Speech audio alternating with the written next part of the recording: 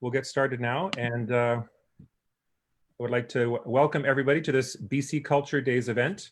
With the COVID restrictions, we're not physically at Maplewood Flats today. We are at in the cloud, in the Zoom space, and this is being simulcast on Facebook. I want to thank Alice Sun, our technology extraordinaire, for doing the technical background work while we gather everyone together. And we want to welcome you to the live Zoom event. If you're watching on Facebook, welcome as well. And if you're watching afterwards, we're grateful that we've actually, you know, that you're watching this experience afterwards.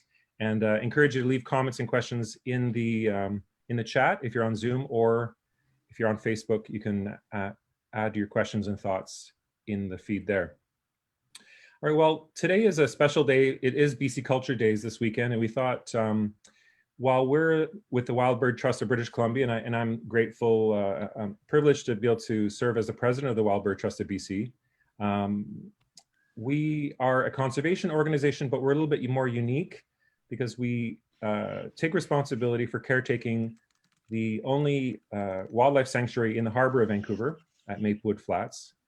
But we really are using it as a platform to understand frankly, what we would say is the white supremacy, or the kind of white privilege of the conservation movement in Canada. And why I say that word, and we can unpack it later on in our question and answer period, is that really the land that we're caretaking was for 99.5% of history stewarded and caretaken by the Tsleil-Waututh Nation, by the Coast Salish people. And when we just do the mathematics of that, we really have a sense of the grandness of that history and the recentness, the most fresh period of colonialism that we're involved in right now. So when we talk about the conservation movement and Maplewood Flats, we really are trying to unlearn what we think about the places that we live in and the places that we love, and think more specifically about the history and the peoples who have been stewarded and the people who have been dislocated from that space. What I'd like to do is start with a welcoming, and this is from one of our performers today, and this is Rachelle George, and I'm going to, we'll start with that, and then we'll come back and we'll introduce my co-host. Hi, my name is Rachelle George, and my ancestral name is Qualtanot. And my name was given to me by my grand aunt, Ann Thomas. And that name is from Tsleil-Waututh. That's where we are today. We're at the Maplewood Mudflats. And I'm here to share some poetry from my great-grandfather, Chieftain George.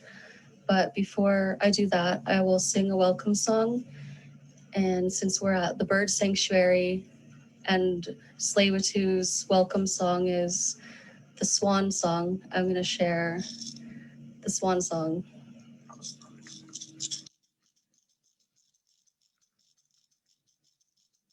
Oh, hi, hey, hey. Hi, hey. Hi, ha, ha. Hi, hi, hi, hi. Hi, hey, ha. Oh,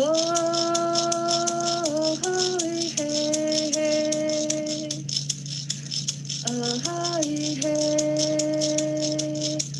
Hi, ha, ha. Hi, hi, hi, hi. Hi, hey,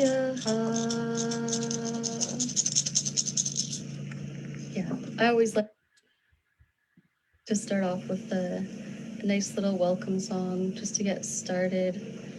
And that is Rachelle George, and thanks to Rachelle for the opening there. And we're going to hear more of Rachelle during the program as she reads her grandfather's poetry from Chieftain George. But I want to briefly introduce my co-host today, and that is Fred Soufi. Hello, Fred. Good afternoon. You have to unmute yourself. You have to click on your unmute button.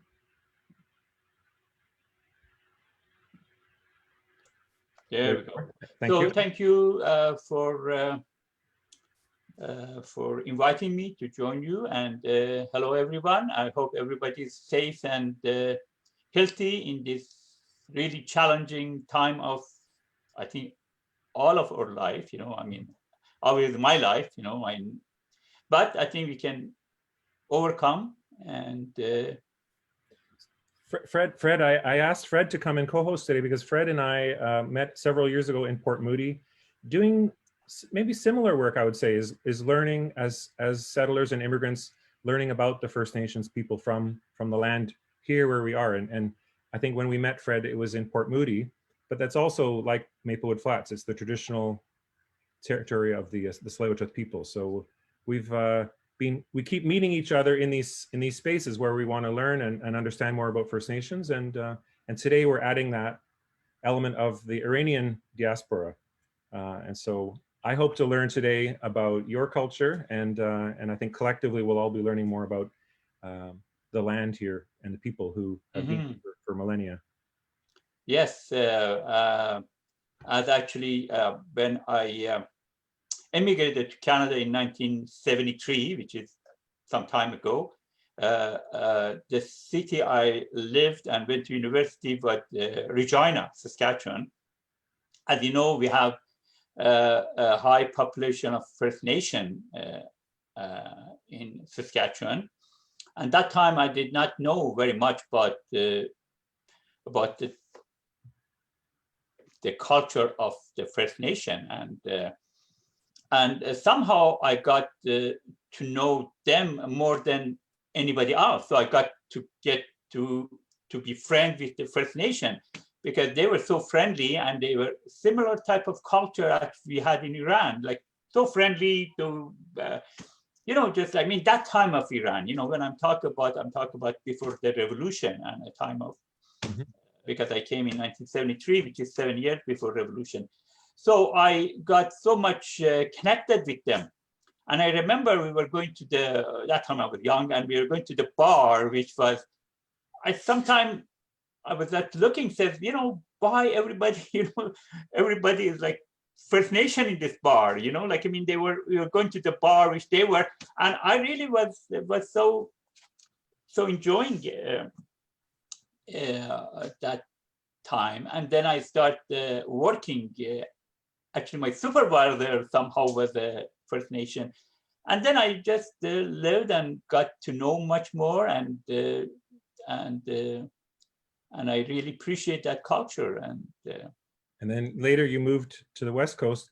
And also, one more thing I want to say. Yep. See, I did have, you know, I'm a restaurateur for many years, 40 years. And in Regina, like the restaurant I had, Alfredo's, was all First Nation art.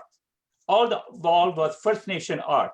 And some people were asking, you know, why First Nation art, you know, your Italian restaurant. I said, you know, we are living with the population. And the thing is, you have to appreciate the good stuff they are doing. So, I mean, if the art is beautiful and First Nation, so what can be displayed in Italian restaurant? And same thing I'm doing at my restaurant in Cucalum, Pasta Polo. Right now, if you come, there's all arts are First Nation, and I'm myself collecting First Nation art. So, yeah, well, yeah. Today, part of the program is appreciating culture. It's appreciating different stories that we're not necessarily told. You talked about coming to Canada as a new immigrant. I grew up here in North Vancouver in the Tsleil-Waututh Squamish lands. I also didn't learn about First Nations. It was only through these relationships, building friendships, doing things together with Indigenous people, that we start to learn the true reality, not how dominant Canadian society tells us about First Nations, which, you know, frankly, has not been a positive history. So let's get going. We'll talk more about this issue about learning from each other and how we share this space. But I want to jump into a little bit of an introduction for folks who don't know about Maplewood Flats. Let's watch a brief introduction now, just to the site that we're talking about.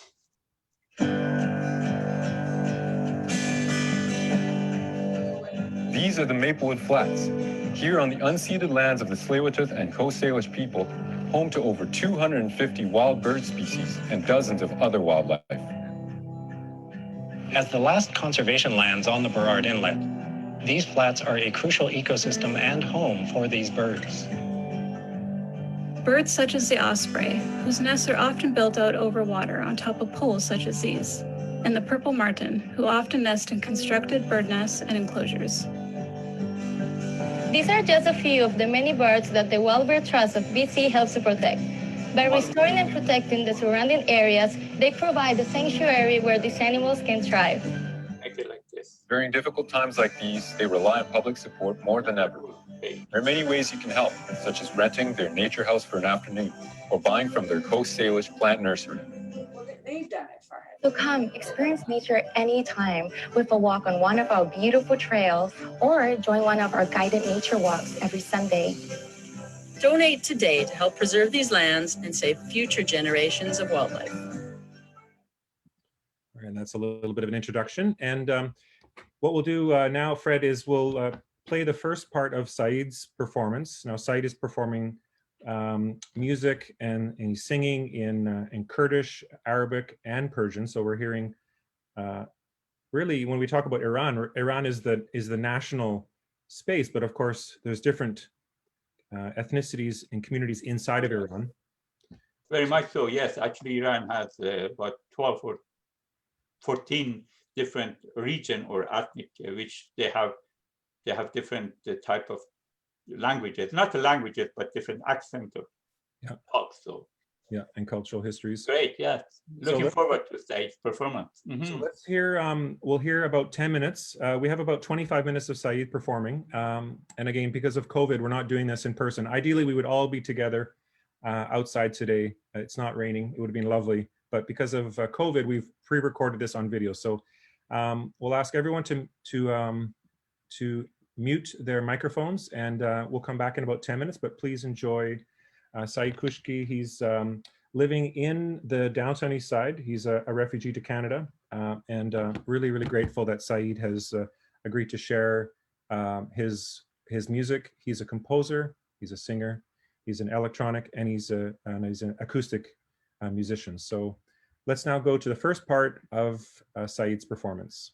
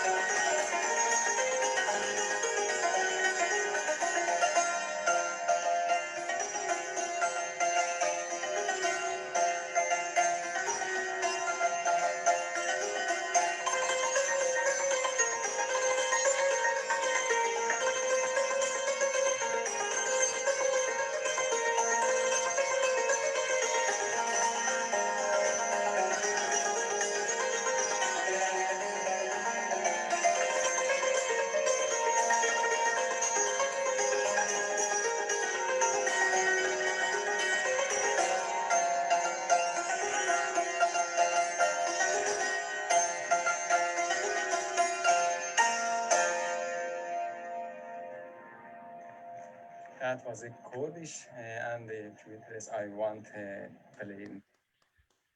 That is our first set from Saeid Kooshki, and as you witness, these beautiful photography from Paul Kuzman and Rob Alexander. We're going to see more of the photography during the show, and we'll also hear more of Saeid coming up. But I want to jump into now Rachelle George from the Tsleil-Waututh Nation, and Rachelle will be reading from Chief Dan George, and here is a few minutes, about six or 7 minutes, we'll be hearing from Rachelle, and then we'll come back and we'll have a chance to talk a little bit with Fred. So let's go now to the next clip.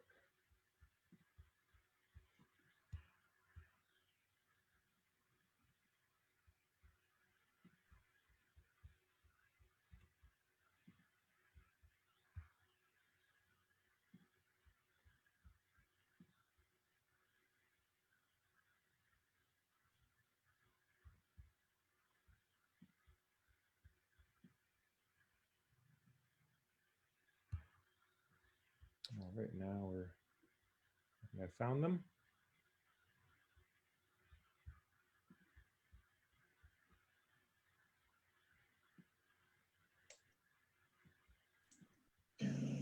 I'm going to be reading from My Spirit Soars.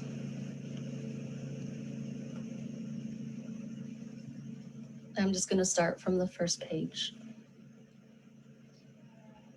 Friendship lives in every heart. Never have the animals been in greater need of human compassion. Have I left the eagle to soar in freedom? The time will soon be here when my grandchild will long for the cry of a loon, the flash of a salmon, the whisper of the spruce needles, or the screech of an eagle. But he will not make friends with any of these creatures. And when his heart aches with the longing, he will curse me. Have I done all to keep the air fresh? Have I left the eagles to soar in freedom? Have I done everything I could to earn my grandchild's fondness? And I feel like some of these poems could even relate to what's going on today, like with the environmental fight against Kinder Morgan and the pipelines, which are actually they're right there, right behind me. And these words are still so powerful today, and they still mean so much to me. And I'm just honored that I get to share these words here today. And this is the next poem. There is a longing among all people and creatures to have a sense of purpose and worth. To satisfy that common longing in all of us, we must respect each other. In the olden times, man and creature walked as friends who carried the beauty of the land in their hearts. Now each one of us is in need to make sure the salmon can find a place to spawn and the bear cub a tree to climb. There is little time left and much effort needed.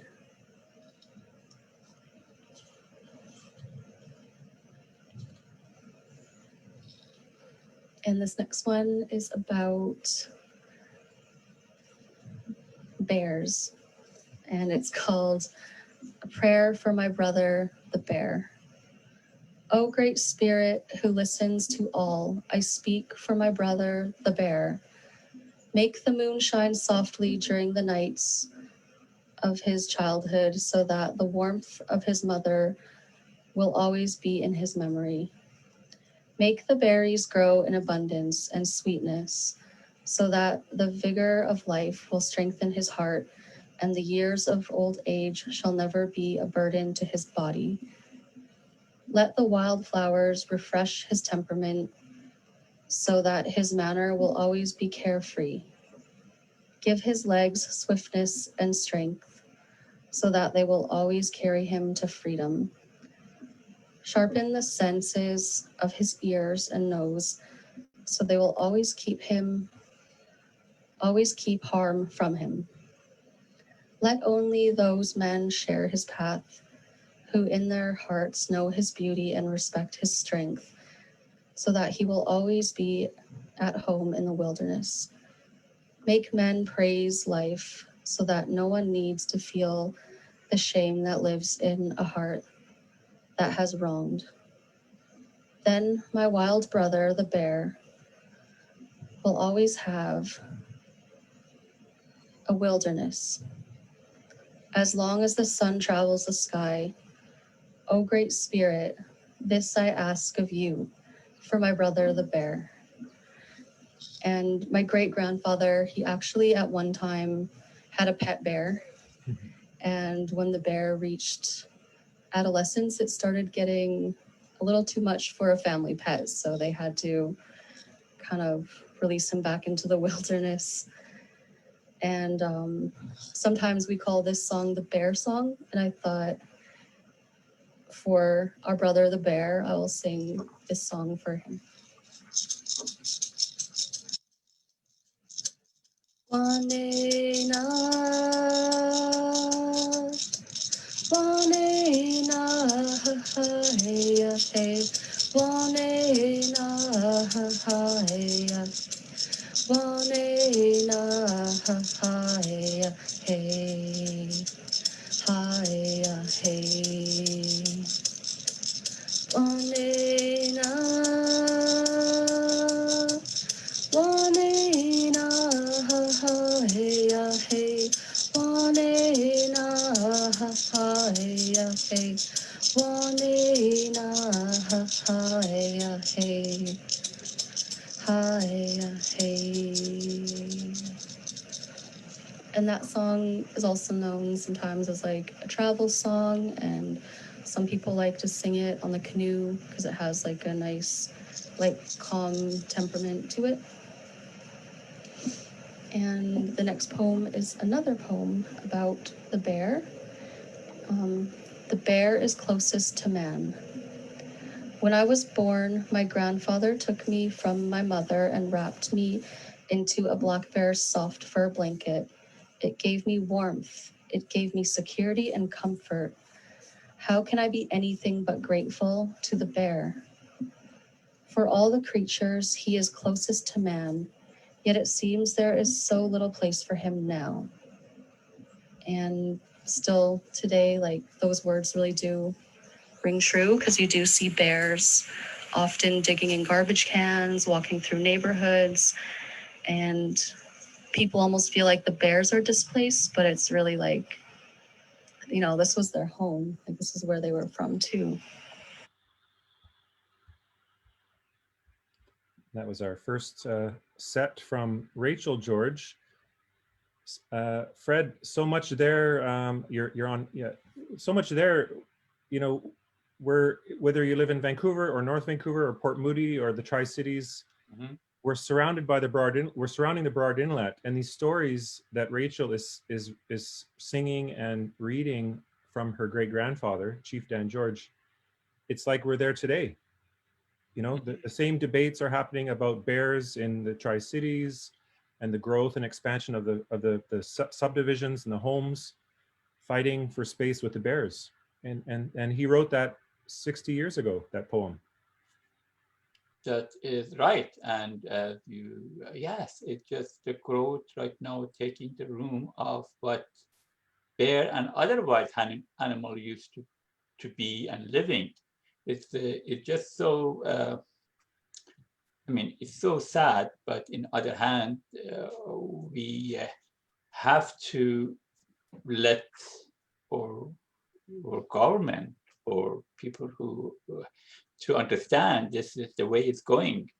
There won't be anything left for future generation, and these are the part of the whole whole society. You know, like we are building homes for people to live, but we are just taking away from other creature which used to be their home, you know, like, I mean. Yeah, you know, I have a sad story. One of my first experiences at Maplewood Flats was from before it was a conservation area. And I was working for the municipality, the streets department, and my job would be to kind of make pathways and clean the sidewalks and the drains. Anyway, one day we had a phone call. This is about 1988 or 1990. And me and my coworker, we had to go down to Maplewood Flats and pick up 2 bears that had been shot and bring them to the garbage dump. Mm. So that's only 30 years ago. That was the way we treated wildlife in North Vancouver just 30 years ago. Yeah, but sadly, you know, in other countries, like I come from my native country is Iran, and I see I haven't been there for many years, you know, because I can't go there. Yeah. But anyway, but the way I hear, it's just environment. There is no respect for environmental rights. You know, the cities are developing. They're just tearing down all the trees. And see, the thing is, at least in Canada, we have a law. I mean, we are a democracy. But just imagine in a country in which there is no democracy, there is no respect for anything. There is no respect for environment. There is no respect for human. There is no respect for. I mean, the environmentalists right now are being tortured and imprisoned in Iran. Just imagine. So what I'm trying to say is, like, compare with other countries, we are doing good, but that doesn't mean we have to stop and be satisfied to say, yeah, oh, we are doing good and we should not take any action. And, you know, that's what today you're taking action, you're educating people what is happening. So that's great. Yeah, and I think I would push back a little bit on you, because I think the Indigenous people have always been second-class citizens in Canada. So I think the general population is now pushing back to the government and saying, you know, there shouldn't be one rule for industry and one rule for the rest of society, because First Nations have really had been alienated from their own land base. But hopefully later on in the program, we'll be able to hear about some environmental work that's happening. There is good environmental work happening in Iran, equal to Maplewood Flats. So it would be interesting, how can we connect environmental work in Iran with environmental work in Canada? That would be an exciting, yes, peace building effort. It would be. So let's go. I know Saeid is listening in on Facebook, so I want to acknowledge Saeid Kooshki for his beautiful work. And we're going to hear him sing in Arabic now, I believe. And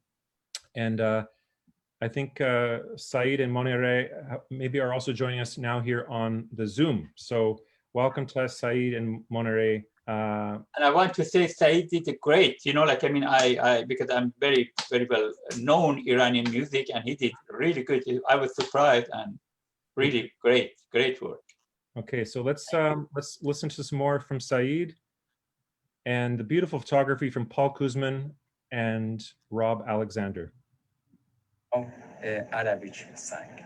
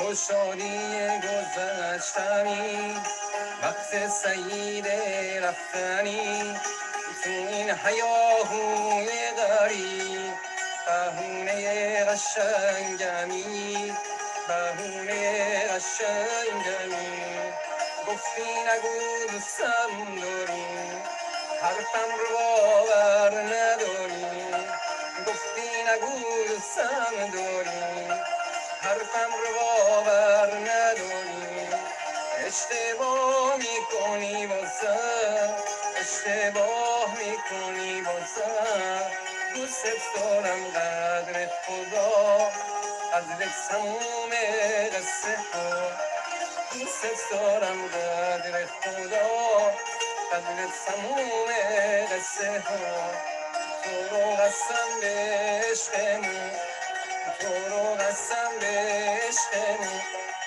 یه شب دیگه پیشم بمون یه شب دیگه پیشم بمون دوست دارم قدر خدا قدر تموم قصه ها دوست دارم قدر خدا قدر تموم قصه ها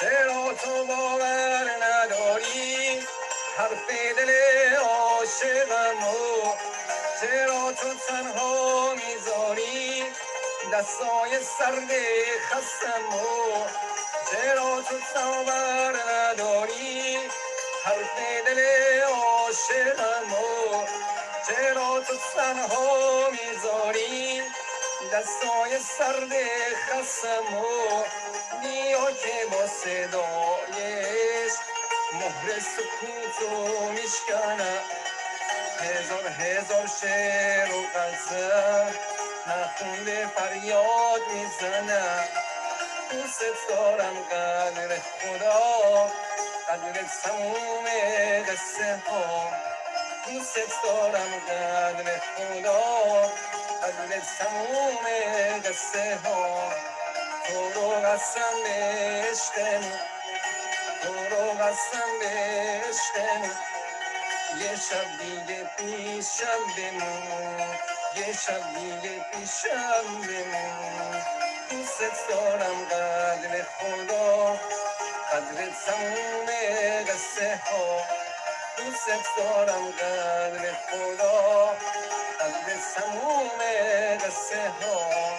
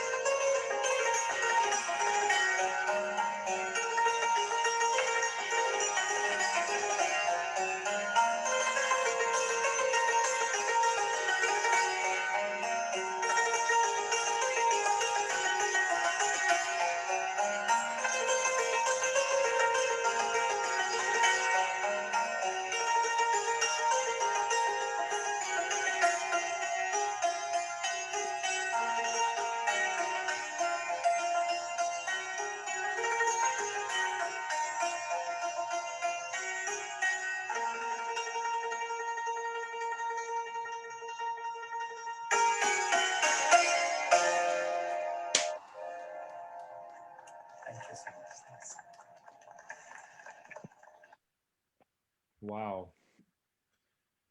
Amazing. Saeid Kooshki. My heart is full. That was extraordinary. let's jump into another brief bit of poetry from Rachelle George. And then we're going to come back and hear one more song from Saeid. And then Fred and I will invite your questions. But let's go to Rachelle George reading from her great-grandfather. Her great-grandfather, of course, is Chief Dan George from the Tsleil-Waututh Nation. And of course, the Tsleil-Waututh Nation are our hosts here on the lands, the unceded lands of the Tsleil-Waututh Nation in Burrard Inlet, and one of the nations which the city of Vancouver and the Tri-Cities and the North Shore occupies. So this is Rachelle George reading from her great-grandfather, Chief Dan George's poetry. And the next poem is about the loon, and you probably would often see loons out here in the Burrard Inlet. So this is a good poem for the loons. The empty loon's nest. I have seen the sun burn off the early morning mist as many times as there are leaves on a dogwood tree. Just as often the stars have stood vigil over my dreams, and the seasons with their coming and going brought enough work to keep me from laminating their passing. Many strange things have happened during my lifetime. Often I could not understand the changes I have been angered by some, shamed by others, and saddened by many. But nothing can give me greater feeling of loss than the way nature disappears to make room for people's pleasure. Beyond the reeds of the lake where my cabin stands in a loon pair's nest. Season after season, I have graded their new chicks since I was a boy. I no longer go there because the sun shines on an empty nest that the rain and wind turned into a pile of sticks. The evenings are without the laughter of the loons, and I wonder where they are, and I wonder where they are raising their young now. Have they built their nest away from motorboats, foul-smelling water, and people who make them dive just for fun? Is there a quiet lake left anywhere? Who will bring us the messages from the spirit world when the loons are all gone? Yeah. And this next poem is called My Face is the Land. And I'm just going to read one page of this poem because it is, pretty long. My face is the land. Many seasons ago, my arms were strong, my spine straight, my legs had swiftness, and my eyes were good as a hawk's. People would look at my face, and all they saw in it was the face of a nameless Indian. Few people called me brother. It was my face that kept them from wanting to know me better, because it was the face of an Indian. Yet already then, my face was well known. It was known to the squirrel that had a twig break under my foot while I walked into the woods. It was known to the porcupine that sat in the treetop and watched me pass underneath. It was known to the raven who cawed to the other creatures to tell them of my coming. It was known to the fox who stole from my food and the beaver who watched me set traps. It was known to the bear whose den and my house were in the same forest. It was known to the heron who taught me the patience in the quest for food. It was known to the warbler, those songs filled my heart with joy. It was known to the wind that brought me messages from other creatures and plants. My face is the land. If you misunderstand one, you will neglect the other. If you harm one, you scar the other. If you despise one, you will disgrace the other. If you shame one, you will cause the other to weep. If you look at one and cannot call its name, you will never know the other. But how can you not know my face? How can you not know the land? Is it not all around you? Is it not part of all you do and live for? Is it not within your heart where your yearning for brotherhood takes its beginnings? And we are not all living in times of enlightenment when no one should have a nameless face any longer, not even an Indian. And I'm just going to stop there for today and talk a little bit how this poem is still relevant today, like with Black Lives Matter and equality of races, and like just that whole movement is really powerful. And even in the recent days, there's been just like more awareness around that, and it would really be amazing for First Nations people and Indigenous people to also be recognized in that movement as well. And these words come from my great-grandfather's heart, and they come from his spirit, and they still ring true today. And it's always a good reminder, and I'm always happy to share. So, you know, he's still speaking to us even today. And that's all I'm going to read for today. My name is Rachelle George, and just thank you for sharing this beautiful evening here on Tsleil-Waututh land, and enjoy the rest of the night. Thank you. And that is, of course, Rachelle George. I want to thank Rachel for sharing her time with us. And we have one more song from Saeid before we open it up for questions. And I know Saeid and Monere are on the Zoom as well, so we welcome them to join us as well. But let's hear the final song. Saeid is singing in Persian. And so maybe Fred, you can translate for us later afterwards what the wisdom and the masterful music from Saeid Kooshki. So let's go now to the final song in our presentation. And this is Saeid's performing a song in Persian, and as Fred and I talked about earlier, of course, Iran has different cultures present within the country, just like Canada has many different cultures. And this is a Persian song. And it'll be our final song from the performance today.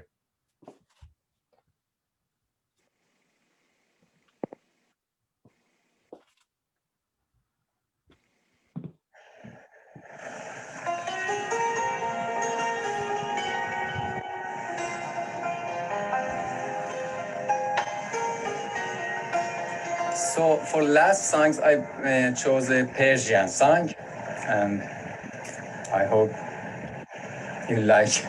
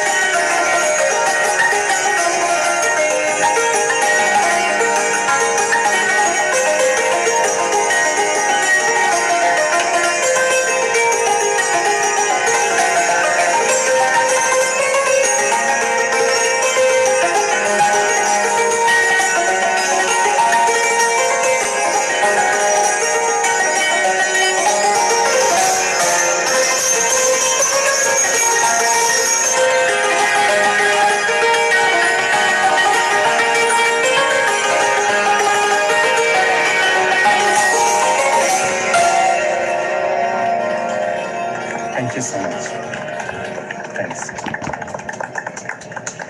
I'm sorry for messing up the screen share there. I just realized it wasn't sharing the whole time there. I apologize for that. Fred, such a masterful musician, Saeid. Yes, yes, it is. It is very beautiful, I think.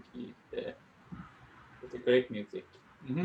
And I don't know, Saeid and Monere, if you're able to join us, feel free to say hello, unmute your mic, or turn on your camera. You're welcome to join us. Fred, is Tehran and Vancouver, are there similarities when we think about birds in the landscape and love for nature? Not really, no. Actually, Vancouver looks very much like a northern Iran by Caspian Sea. That's where actually I grew up in that area. Tehran Tehran has a mountain, mountain, and it is it's a very crowded, it's a city with I believe these days has about 30 million, 25 million people living. So Vancouver is 3 million. So it's yeah, it is. This is a birding tour. If we're so lucky, we can go do a birding tour in Iran. But the map here shows some areas that is recommended for birding. Maybe one day we can go, and the Wild Bird Trust of British Columbia can go. Yeah, it's a beautiful country, and I think when the thing gets improved there in a way of democracy, I think there is a good chance that many people go and have a tour of looking at different birds. And I know we have many different birds, and the birds are always was taken care and respected in Iran. I remember when I was growing up in Tehran, there was a flat roof.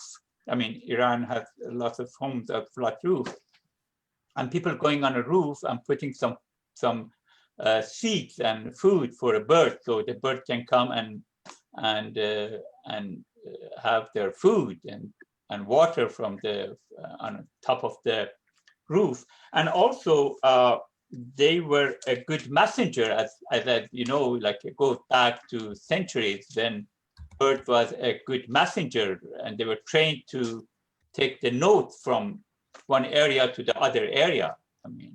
So they used birds did great contribution to Iranian, and the Iranian always remember. And we have some birds which they can talk. They teach them how to talk, and that is like again other. I don't know if Lisa can hear us, but if she's on, we welcome her to join us as well, saying hello, or can you hear us, Lisa?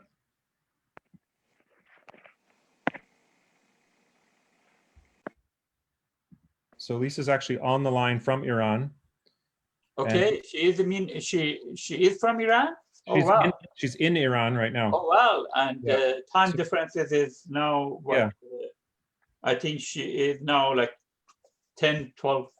Yeah. So I don't know if you can hear us, Lisa, but we're looking at an article that you wrote. It's called The Call of the Lonely Crane, and it's a lovely homage. And you really do talk about your work in wetlands preservation and protecting the habitat, because it's one thing to talk about protecting birds, but really we have to protect the habitat. And you've done some extraordinary work, including the United Nations Development Program, to protect Siberian cranes and organize farmers. And you really bring all of that to the table. You recognize that it's the farmers and it's the conservationists and government all working together to protect bird habitat. Can you hear us? Can you add a comment?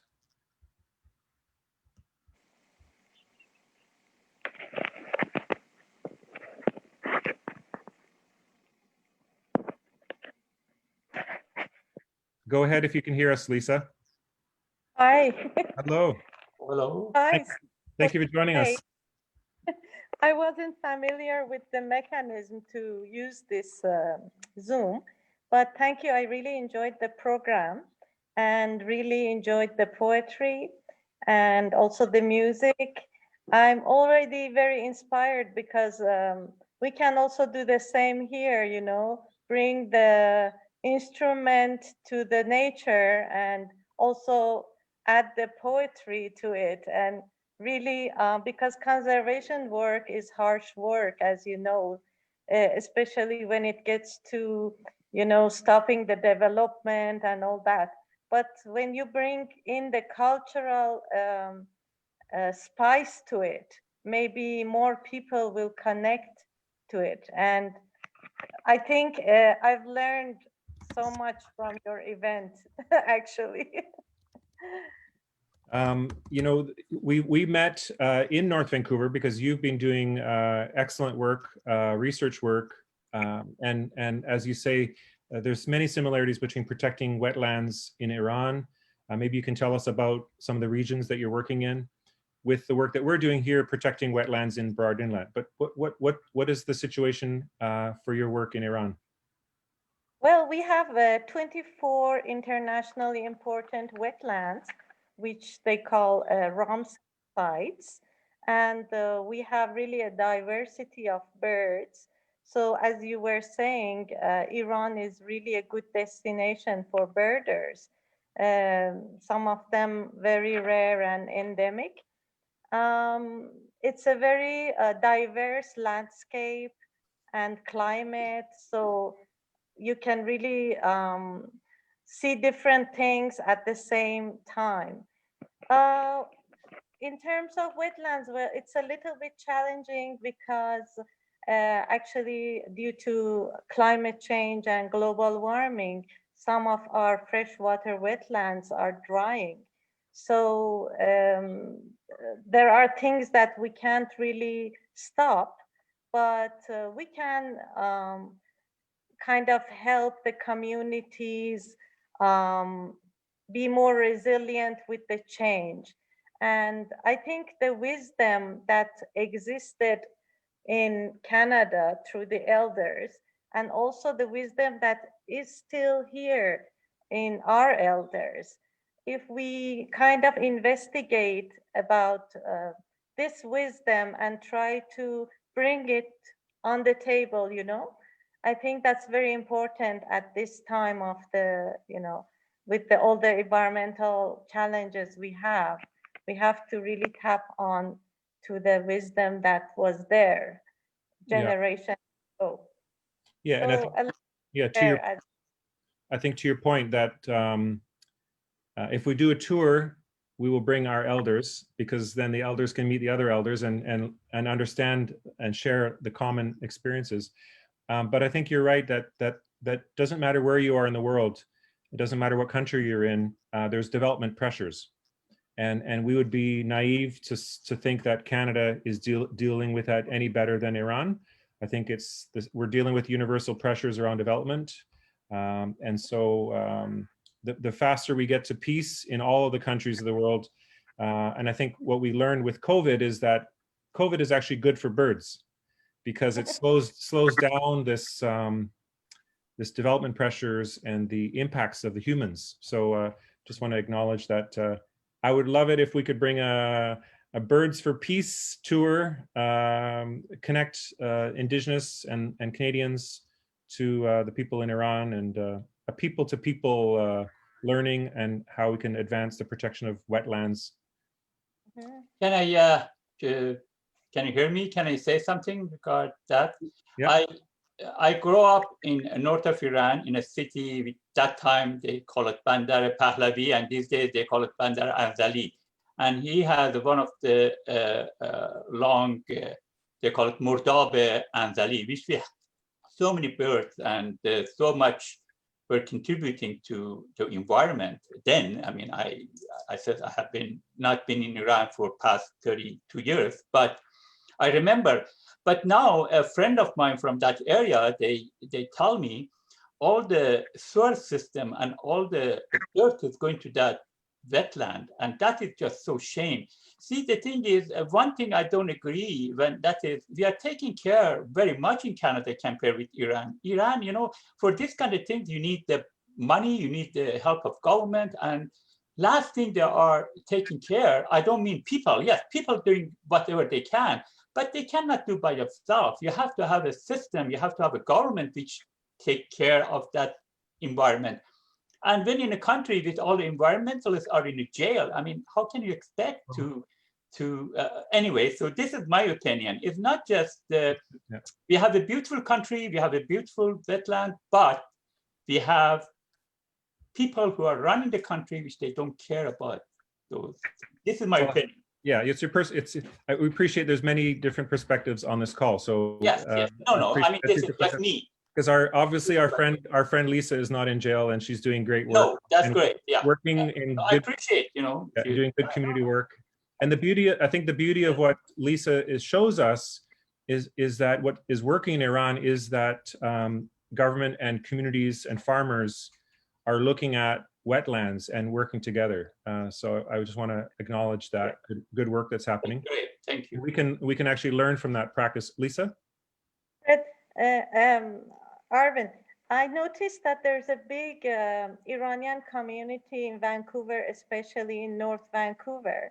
So I would like to really encourage them to get into environmental and even wetland conservation work, nature conservation work, be more active, you know. I'm glad to see Fred is there and Saeid is playing the music. So this brings hope that the community in Vancouver is also caring about the beautiful nature of British Columbia, really. Thank you. Yeah, thank you for saying that. And I would say that, you know, and if Leanne, you're on the call, we would welcome our Iranian Canadian friends to work with us at Maplewood Flats. There's a volunteer orientation on October 3rd. You can like us on Facebook at Maplewood Flats. Fred, maybe we'll see you there. I know you're busy. Yes, working in the restaurant. No, that's still, I love to be there, and I love to encourage Iranians to get more involved. You know, we are living in Canada, we are living in Vancouver, and it's a beautiful country. I mean, whole Canada, not only British Columbia. I lived in Saskatchewan, I've been traveling in Alberta, you know, like, I mean, whole country is beautiful, and that's why I don't know if you heard that, but recently Canada was chosen number one country in the world for quality of life. You know, quality of life is the environment. So I don't mean we don't have to try to do better, but we're still doing very well. And compared with Iran was like in 102nd or something like that. Well, that's why we have to, that's why we have to remove the sanctions so it can climb up. Yes. But let's the opportunity also from today's performance and hearing from Rachelle George is also recognizing that whether I'm Dutch Canadian, you're Iranian Canadian, we have the ability to learn and respect and make more support for the Indigenous communities. And here at Maplewood Flats in Burrard Inlet, and that's how you and I met, Fred, make space for the Tsleil-Waututh Nation in Burrard Inlet to have control over their destiny, because for so many decades we've taken that away from the First Nations. So today's presentation is also to remind us this is a BC Culture Day event, and I think we can talk about these difficult subjects while we're also celebrating culture. You know, it's about what brings us together, and I think Rachelle George reading her great-grandfather's poetry is a beautiful reminder that the work that he saw 60 years ago is the same work today. And we invite everybody on the call and everyone watching this on Facebook to connect with us. If you're on the Zoom chat, there's a chat here. Leanne is saying the fall volunteer orientation is coming up October 3rd. Lisa, I want to thank you so much, and I hope we stay in touch. It's beautiful. With COVID, we're coming together on Zoom all the way. Fred is in the Tri-Cities. I'm in Vancouver. You're in Iran.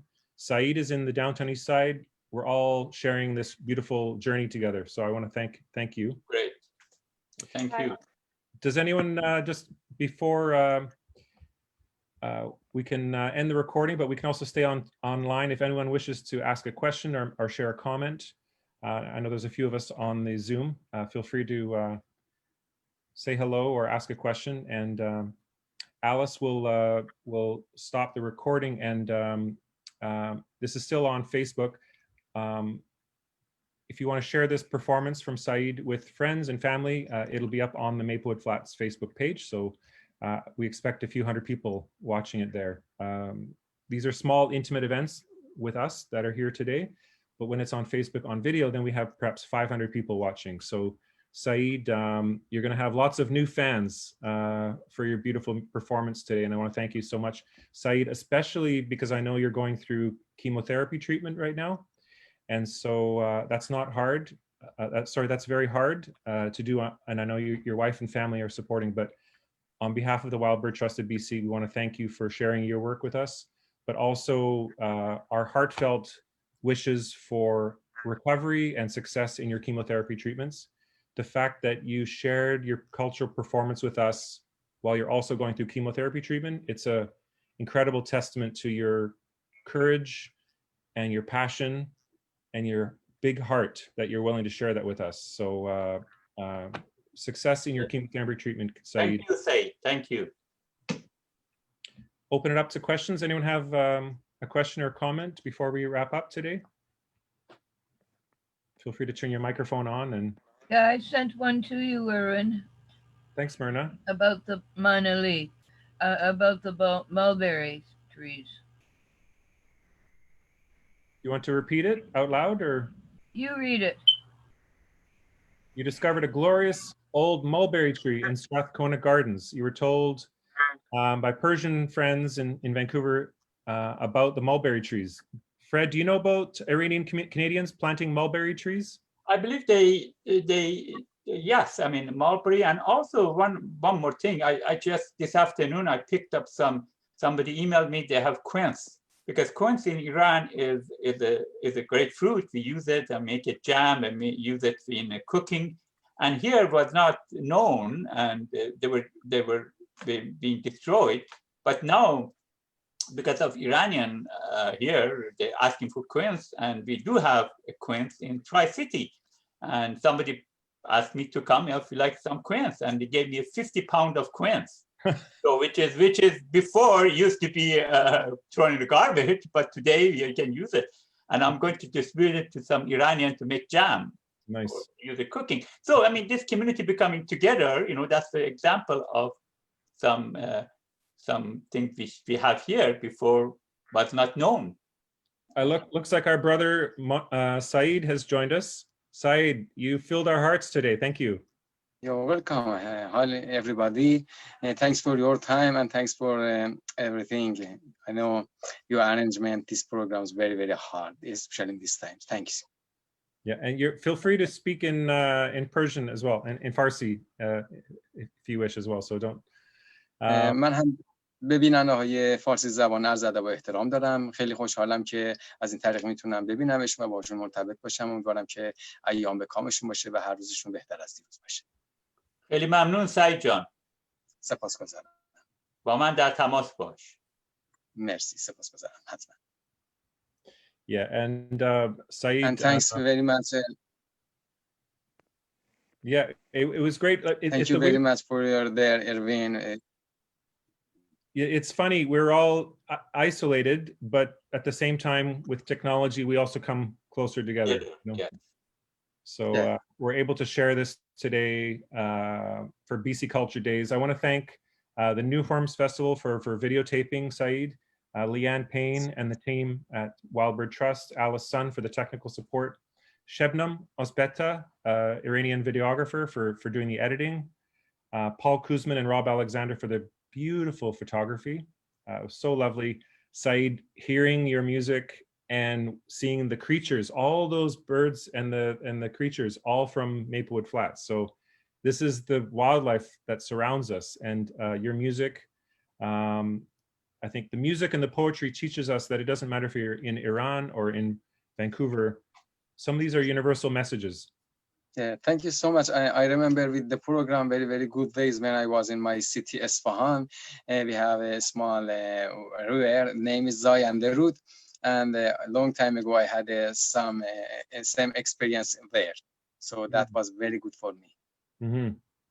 Yeah, one day I hope we will go maybe a birding tour, a culture and birding tour, and promote peace between the countries, because I know it's difficult for Indigenous people in Canada. It's also there's difficulty for people everywhere around the world. So maybe through our love of birding and music, more of us can come together. And hopefully, I hope to. I want to thank everybody for your time for joining us today, and we're going to end the event now. But do share this with your friends and family on Facebook. It'll be on the Maplewood Flats Facebook page. And if you wish to get involved, please send folks or your family members. We would love to see you on October 3rd. And that's a volunteer orientation. Any closing comments from anybody? Seeing none, I'm going to end the broadcast. And thank you so much for spending a bit of time together on this Sunday afternoon. Fred, thank you. Sending you love over there, and good best wishes. Thank you so much for all the participants, yourself, and was an honor to be co-host of you. And thank you. Hopefully we see soon, and we have more events like that too. Thank you. Thank you so much. I'm wondering, can I ask a question from Mr. Fred Sufi? The fruit that he mentioned. The fruit, it was quince. Yeah, okay, that's great. Thank you so much. Thank you. Yeah, that's a good. Yeah, we can plant more and more, and I think the birds will be happy as well. Yes. Yeah, that's great. Thank you. Thanks, Abby, for your question. Thanks, everybody. Have a wonderful day, and thanks, Saeid, for bringing us together through your music. Thank you so much. Thanks. And thanks to Tsleil-Waututh and Rachelle George for sharing her great-grandfather's poetry. All best for everyone. Okay. Bye-bye. Thanks to Lisa, and best wishes in Iran.